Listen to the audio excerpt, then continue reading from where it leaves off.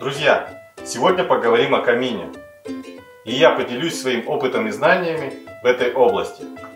А также, нужен ли он вообще? Ведь большинство ваших знакомых будет убеждать вас в том, что он нужен всего лишь пару раз в год.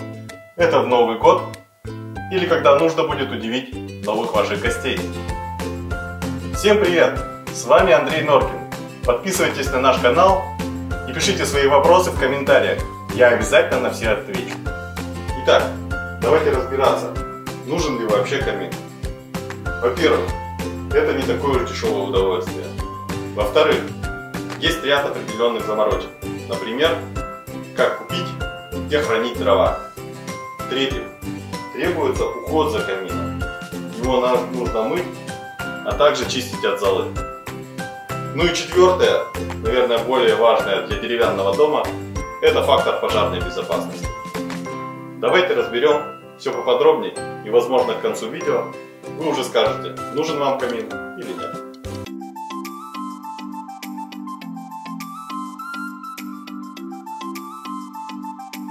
Камины бывают разные. Можно выложить из кирпича, а можно купить готовый камин, такой как у нас, со стеклом. Я считаю, что такой выгодней. Он быстрее в установке, а также гораздо безопаснее, чем обычный открытый. У нас камин российского производства.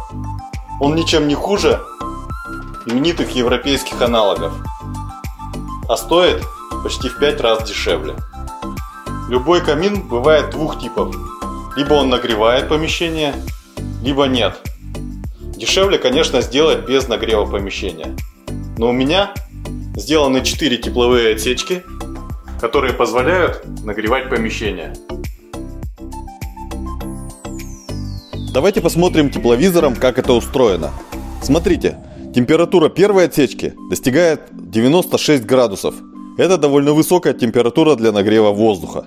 Смотрим на вторую, которая выше. Уже 52 градуса. Оставшиеся две отсечки тепла у меня находятся на втором этаже.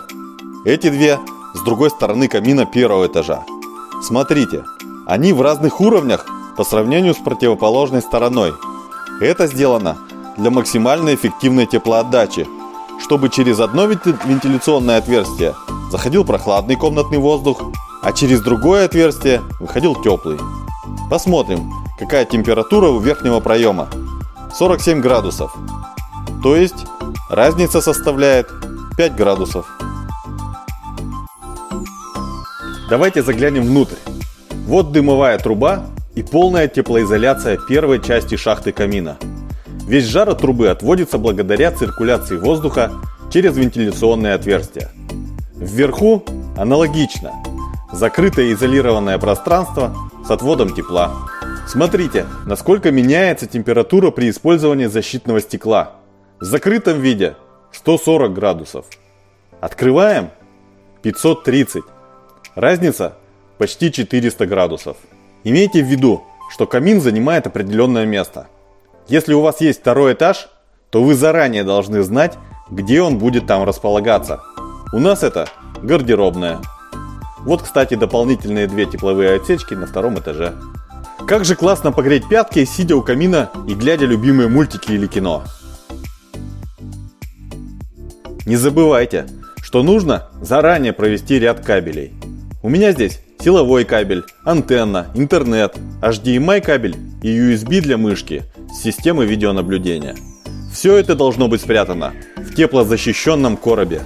Давайте поговорим про безопасность. Стекло защитит вас от нерадивого Буратино, который захочет выскочить оттуда. Но не забывайте также и про защитный небольшой фартук, на всякий случай. У нас он выполнен из плитки. По всем правилам пожарной безопасности у меня установлены 2 датчика задымления. Для обшивки камина использовались вот такие листы огнезащитного материала. Посмотрим, сколько он толщиной. 25 миллиметров. Уход за камином я решил сделать в следующем видео. Это достаточно интересная и емкая тема. Но смотрите, как это просто. Если вам понравилось мое видео, ставьте лайк. А также перешлите это видео тому, кому оно может быть интересным. Итак, друзья, пользуемся ли мы камином? Да, постоянно. Это источник тепла, уюта и комфорта. Он создает позитивные эмоции. И я рекомендую вам также обзавестись своим камином. Удачи вам!